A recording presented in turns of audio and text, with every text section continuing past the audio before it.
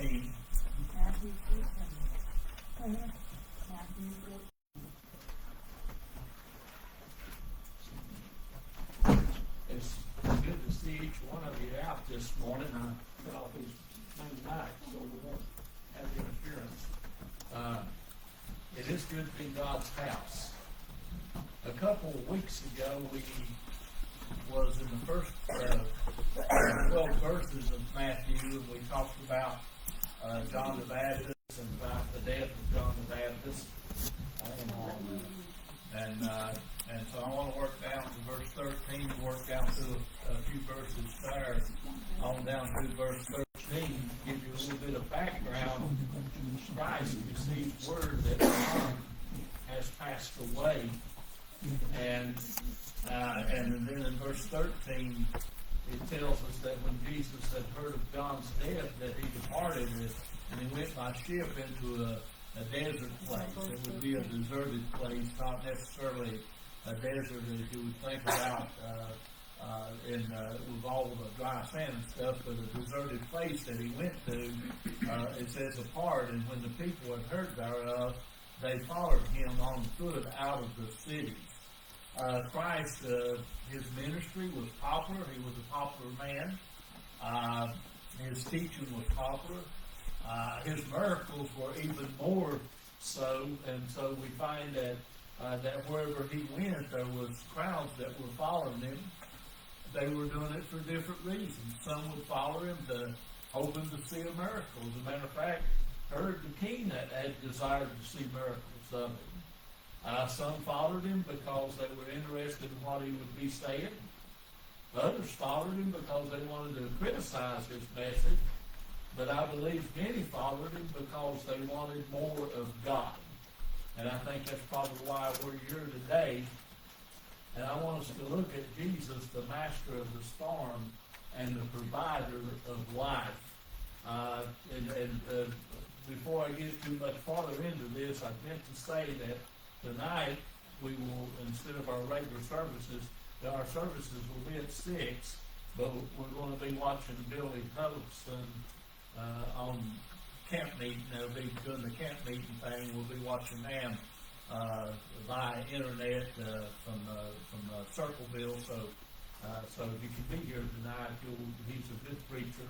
It's not as good as being right there, but so far this week we've been watching some of it here, and it's worked out good. Okay, back into the message. I need to get this underway here. So Jesus went forth, the multitudes followed him, and you'll notice in verse 14 it says that Christ had compassion on them. And when it was evening, verse 15, his disciples came to him. This is a desert place, and the time is now past. Send the multitudes away, and that they may go into the village and buy themselves food or victuals. And so we look at this, and we pick up in verse 16. Now, there's no pressure there, right? When you see this, Jesus, when the disciple says in verse 15, we've got to send these crowds away. We don't have no food. We have no way of feeding them. And then Jesus said unto them, they need not depart, give them to eat. Now, if that was us there, and we were looking around, and there was thousands of people, and somebody looks at you and say, feed them, what you going to do? What are you going to say? And so the disciples, their response was natural.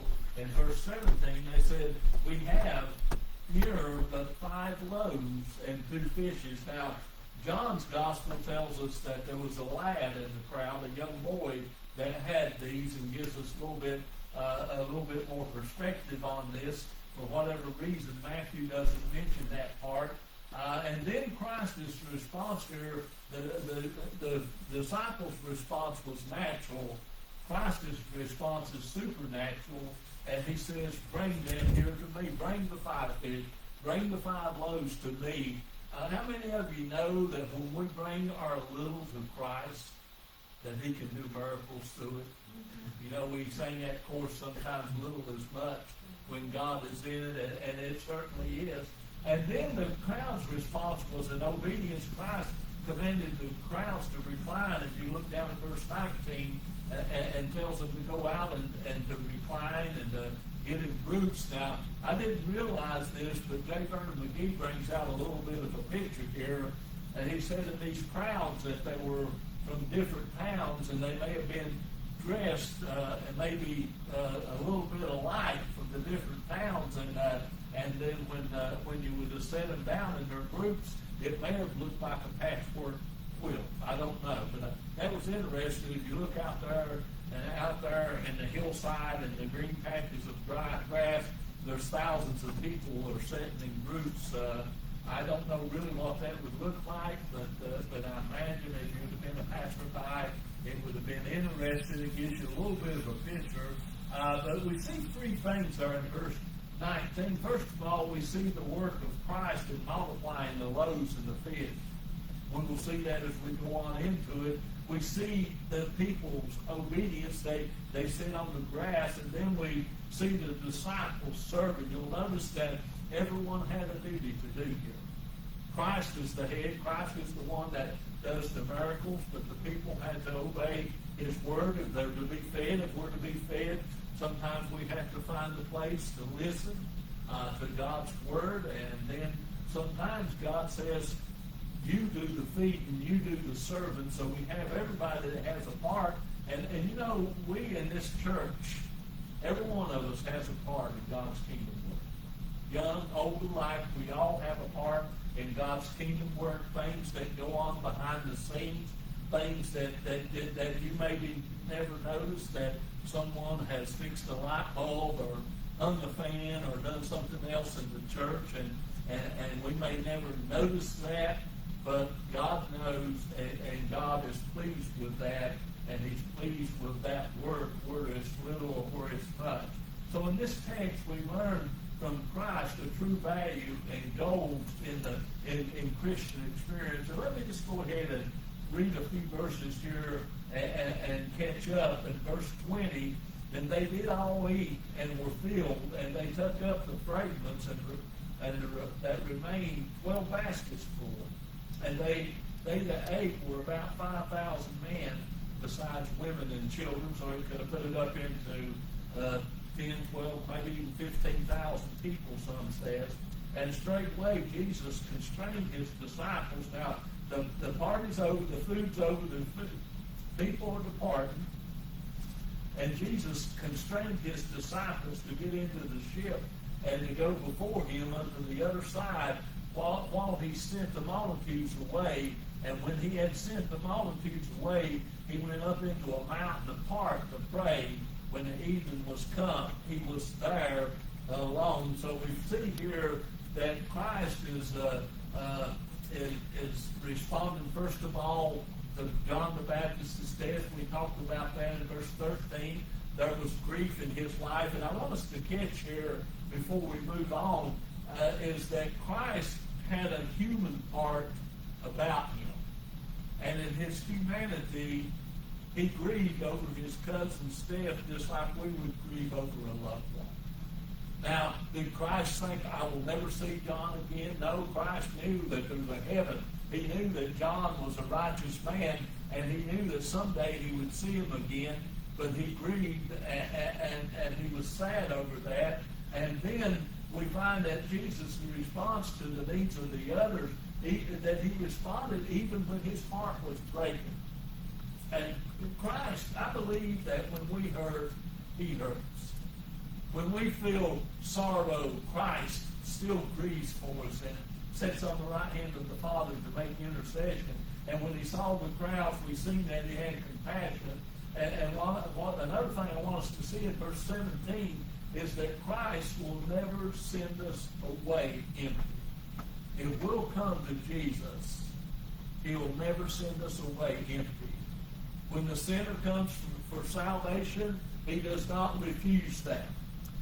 When the saint comes and they need comfort, he does not shoo them away. Whatever's going on in our life, he takes care of that. He takes care of those problems in our life, and he helps us through those problems. And so the disciples had one solution, Christ had another solution. But Christ's solution is always the best solution, is it not? If you will let God work in your life, you will find that God has a better ideal than what we have. He has a better ideal than GE does. He has a better ideal than Ford Motors or whoever.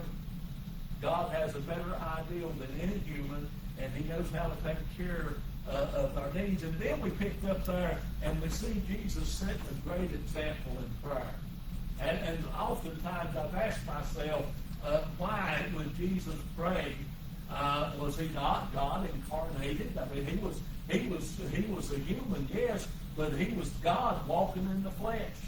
And sometimes you might say, well, why did He need to pray? And to me, the answer is obvious, because He was human and He was God. And the human part of Christ needed time with the Father to refuel. And if Christ needed time with God to refuel, how much more do me and you need that time? And if we're not careful, we'll get so busy with life that we won't take time to spend time in God's Word. We won't take time to be in God's house. We won't take time to fellowship with God's people because we're so busy, and then we'll find somewhere along the way that we have lost spiritual ground, and it seems that we're not as happy or joyful in our walk as we once was. So Christ was human, but yes, He was also God, and the God part of Christ never sinned. We're going to sin. Everyone has come short of the glory of God. Have sinned and come short of the glory. Even Christians, sometimes we mess up. Sometimes we have to have an advocate with a heavenly Father. I've met some Christians who think they're holier than anybody else. But I don't want to bust your bubble. We're not. We're saved, and we're God's people, and we have God's Spirit living and guiding us. But sometimes we mess up. And aren't you glad that God understands that? Now, He doesn't understand sin. He understands our nature, and He will let us come back to Him, and He will let us pray to Him. And so why did Christ pray? Well, let me say this about prayer. Prayer will change our focus on things. If you're facing a crisis in your life, whether it's the death of a loved one, financially, physically, or whatever it is, prayer will totally change your focus on that. It will totally change the way that you're thinking about things. And we find that we too need that time alone with the Father. And the more time that we're alone with the Father, the stronger we become spiritually. And we need those times with God. Now, John Wesley, it was said that he would rise up at 5 o'clock every morning, 7 days a week, and spend those first 2 hours in prayer. Now, I've never been able to do that. But I do find that whether it's a few minutes or several minutes, that every day it's important that we spend time with God. And used to when I worked and I had to get up and things would be running late. Me and Martha, we raised kids too. We know what that's like. We was up early in the morning, her fixing breakfast, me helping get things ready, getting them ready for school, and getting them ready to get them in the car. They didn't have to ride a bus. We always took them. But sometimes we would barely be making it to our job on time. Of course, by that time, Martha was in one vehicle and me in another, separate jobs. But there's a lot of mornings that I just spent my commute to work praying and asking God to help me through the day. And I thank God that now that most days I've got time in the mornings that I can just, I don't know if God drinks coffee or not, but I have a cup of coffee with Jesus about every morning. I need the coffee. You say, well, won't prayer wake you up? I need the coffee to wake up so I can pray, okay? And so we need that time. And then in this text we also learn what Christ knew, but His disciples did not know. How many of you know that whatever we think we know, that Christ already knows all about it? And when we are surprised by something that is in our life, that Christ is not surprised by that. And so Christ sends the disciples out while he goes upon the mountain to pray, and they're about to face a life-changing storm. They're about to get out into the middle of the lake, and the storm is going to rise up. These are most of them are experienced fishermen. They're used to being on the boats or the little ship, but when the storm comes along, it doesn't matter how much of a seaman you are. When that vessel's tossed to and fro, it's going to upset your life. And so they're about to go into that storm. And we find that trials come while we're doing God's will. Remember, again, Jesus said, you guys, you just get on the boat and you go on across. I'll be there. Now, they didn't realize he was going to walk right across the water. But he said, you just get and you go. And he said, I'll be there. And I think that Christ knew this was coming. I really did. And I think he spent time with the Father to give them time to get into the storm so he would have what he needed to come and to deliver them.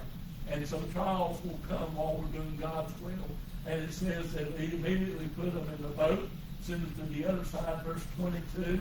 And the Bible says during verse 22, when the disciples were far away from the land, about 5 or 6 miles out into the lake, here comes this storm. Where do they go? As far one way or as close to the other. And so here they are. They're stuck out there. And Christ has a way of showing up in the darkest hour in our lives. How many of you has had Christ just to show up when your whole world was breaking apart? Something broke your heart. Someone you loved maybe is just saying things or done something to hurt you. Or maybe you've lost a loved one, or maybe the doctor's report is just not a good report, and you're sitting there and your heart is heavy, and you feel like that you're far away from the land, and that your boat has been rocked and is going to crash. And that the strong winds of life, the heavy waves were there in verse 24. But Christ always has a way of showing up in the darkest hour of our lives. And sometimes the storm rages on. Sometimes the waves of this life, they overwhelm the boat that we're in. I think we all have been there. We all have been there. And I think our youth, they face this sometimes too. You know, it's easy for us to forget that our youth have to make decisions every day. That they have life-changing decisions that they're making. Where am I going to? What is my career? Who am I going to date? And all the other pressures that come. I don't know how it is with young people nowadays, but when I was in school, somebody was always putting pressure on you to date some girl. And it wasn't usually the girl, because they was putting pressure on me to leave them alone. But even in the 5th grade, I can remember kids, I never done this, probably because I was a shy kid, but I can remember them talking about, well, so-and-so's my girlfriend, so-and-so's my boyfriend. And I'm thinking, we're only in the 5th grade, man. I don't know if it's still like that or not. And so there's a lot of pressure. You see, I'm old, but I'm not so old that I don't remember that I used to be young. There's pressure on adults about many things in our life, and there's pressure on young people to be a part of the crowd, to do what the crowd's doing. I'm proud of our young people because I don't think they give in and cave into that pressure. But we pray for it. And so we find that Christ will come in the middle of the night. In verse 25, we've seen that in the 4th watch of the night, somewhere between 3 a.m. and dawn, Christ come walking on the water. It was the darkest part of the night when he come. But first, let's remember that Jesus deliberately sent him into the storm. Why does Christ let us go into the storms? Why doesn't he just, when he saved us, just make everything okay? Just save our whole family with us and make them come to, and there's no longer any cursing shows on TV because somebody in the family likes something you don't like. There's no longer anybody saying, I can't believe you're going to church again today. I don't know whether that happens or not, but I've talked to others that it does. And wouldn't it be nice if Christ just saved us, healed us, forced our families to be saved? I mean, if I had my way, everybody I know would be forced to be saved. But that isn't the way Christ works. But he sent them into the storm. But while he was there, while they were there, he was refreshing himself. But then Christ came to them in the midst of the water. And I see three takeaways here. I find that when Christ shows up, he erases all of our fears. When he comes, he erases our fears. And I don't want you to forget, maybe I better read this before I give you the whole story here. And when he comes, let me go to verse 27 and just read here and then recap this. But straightway Jesus spake unto them that he's on the water, and they think he's a ghost. Be of good cheer, it is I, be not afraid. Peter answered him and said, Lord, if it be thou, bid me come unto thee on the water. And he said, come. And when Peter was come down out of the ship, he walked on the water to go to Jesus. But when he saw the winds boisterous, he was afraid. He began to sink, and he cried, saying, Lord, save me. Verse 31 is beautiful. And immediately Jesus stretched forth his hand, caught him, and said unto him, O you of little faith, why did you doubt?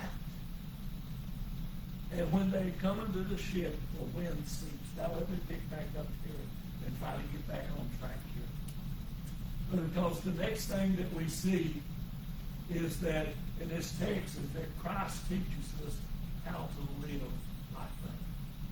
Aren't you glad we have a great teacher today? Tim, I enjoyed our Sunday school class every Sunday. Tim does a good job.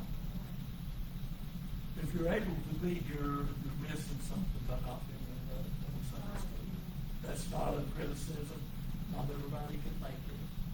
But we learn so much. But Peter answered him, Lord, if it is you, command me to come. Now Peter here, he's boastfully saying, Lord, if it's you, let me get out of this ship. I'd stay right there with the 11. But faith enables us to live above common trials. And Peter's faith shines here, at least for a moment or two. And it says, well, when Jesus came, in verses 25, 26, we read that he came to them walking on the sea. They saw him, and they were troubled, saying, it's a ghost, and they cried for fear. And I ask today, how many times has Satan caused us to doubt? It's all right, Pastor, things don't go right. But does he ever cause you to doubt? Oh my, he causes me to. I didn't ask for a show of hands, but I had everybody in there would probably raise your hand. Some of you would have raised it because it's true, others would have raised it because you didn't want to do it alone. But does he cause us to doubt? And so there is times of doubt in our life. But how many times has Jesus calmed our fears? How many times in the midnight hour at 3 o'clock in the morning, and it's the darkest part of the day, one of the darkest moments in your life, that Christ has just showed up and says, take heart, it is I. Do not be afraid. Aren't you glad for those times today? So faith tests the waters of life. That's why Christ doesn't make everything perfect. He could.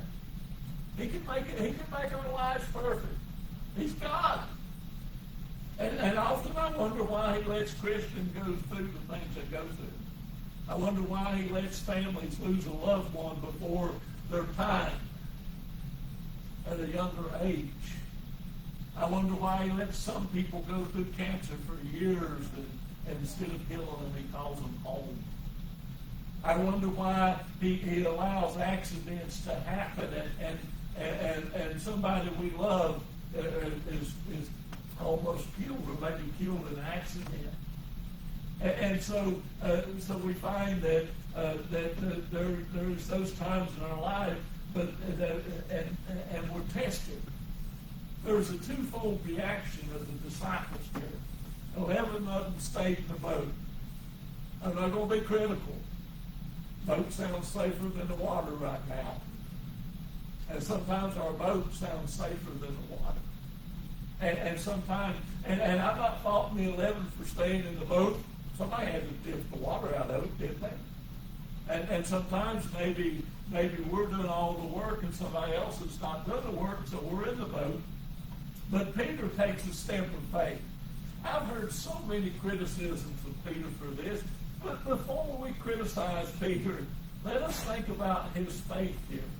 Let us think about him being willing to take that chance and to step out of the boat. He takes a step of faith here. We read it there in verse 27. It just says, Lord, if it's you, let me come to you. He said, ask me to come. Make me come. Boy, that's pretty. Now, when we tell God, make me do this, be careful, because he might make you. But Christ bids him to get out of the boat. He honors his faith. He simply says to Peter, come on, man, get on out of there. And Peter takes that step of faith. He got out of the boat and walked on the water and came to see Jesus. But then Peter loses his focus on Christ. And that's what happens when we start looking around at the ways of this world. We'll lose our focus. Now, I don't know how many steps Peter took. I don't know if he's 10 foot away from the boat, 2 foot away from the boat. You can just make your own mind up about that. But he was out on the water. He looks around, and verse 29 says, when he saw the wind was boisterous, he was afraid and began to sink, and he cried out, saying, Lord, save me. He was crying to the right one. I think it was J. Vernon McGee said this was the shortest prayer in the Bible. Lord, save me. And then he makes this statement, said it had been some of the pious church leaders, by the time they got through with all thous and these and stuff, they'd have been 18 foot under. So sometimes we just have to cry out, Lord, save me. It's me again, Jesus. I need you right now, Lord. And we may take our eyes off of Jesus, but you'll notice that he never loses sight of us. There's not one time in our life that God has lost sight of us. And so he says, immediately Jesus stretched out his hand and caught him and said, oh, you of little faith, why did you doubt? Peter could have walked on back to the shore, but he got his eyes off of Christ. And there's been times, don't tell nobody, but I've taken my eyes off of Jesus and I begin to sink. And I've come to a place, Lord, help me. I'm in over my head. I can't make it without you. But we can trust Christ to keep us in times of test. And when they got into the boat, the wind ceased. I love that in verse 32. You'll notice that Peter was actually safer out of the boat than they were in. The storm was still going on, and as Peter was walking on the water, the storm was still happening there. And even when they were in the boat, Peter was experiencing less of the storm at that time. It's better to walk toward Christ on a stormy seas than to remain in the boat sometimes. You say you're contradicting yourself. Well, I'll try to straighten it out somewhere in the next few weeks. But sometimes we do need to get out of the boat. And when we do, we need to walk by faith and do that like Peter did. We can trust Christ to keep us in those times. And so Christ came, and you'll notice that he gave victory to everybody. And when Peter gets back on the boat, I don't know if he drapes Peter kicking and screaming, or he brings Peter back up and walks him over the boat and says, get in, son. I don't know exactly how that happened. Sometimes it's left up to us to try to figure it out in our imagination. Just don't take it too far. When he gets that boat, you'll notice that everything, the winds calmed. There's another scenario when Christ was asleep in the ship. He got up and he spoke, and the wind ceased. And he is the master of the ways of our life. Do we give thanks for the spiritual victories in our life? We've seen some of that this morning in the testimonies. By the way, it don't bother me if you testify for 45 minutes every Sunday. I like it. I like it.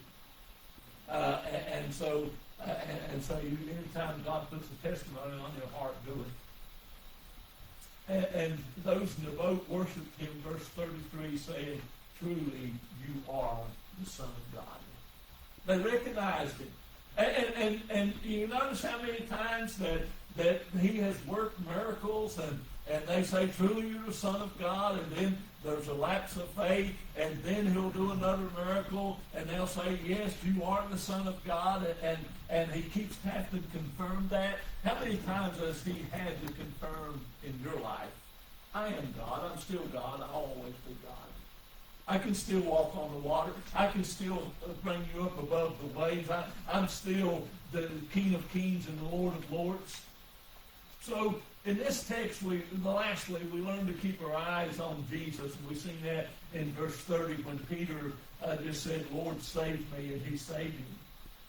And as believers, we are challenged to always keep our eyes on Jesus.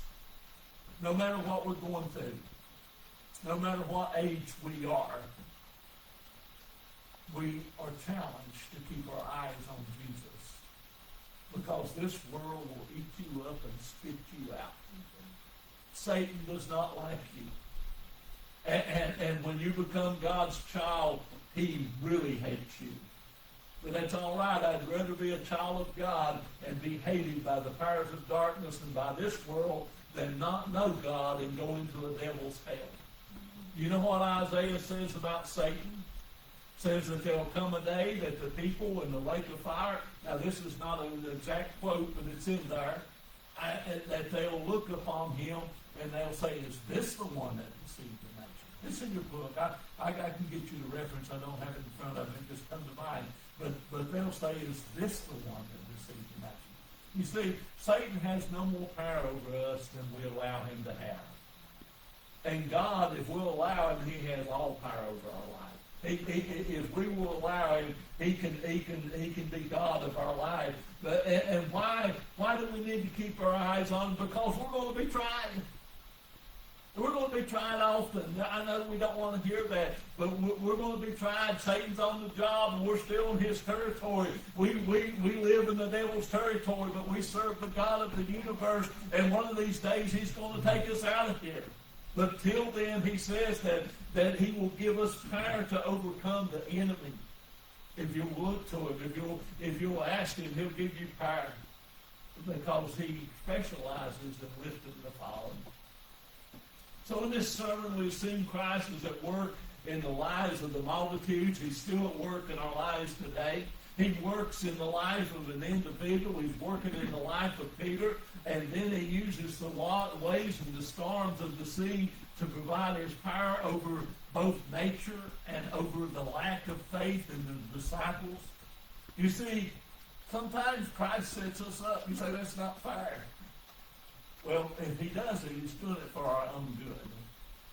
And he allows us to get out on the middle of the lake. And then he'll allow the storms to come. But he's always on his way to rescue us. He's always there. So 4 things to remember this trick in this text. Christ cares for the multitudes. You see that in verse 14 after that. He cares for the individual. He cared about Peter. And Christ sometimes sends us into the storm. So remember, when we need provision, Christ will give us the bread that we need, the spiritual bread. And when we need a hand up, Christ will come at the darkest hour of our life, and he will give us that hand up. And the 4th thing that we see there is that when the troubles of this world overwhelm us, Christ stretches out his hand to us. And sometimes we have to reach out.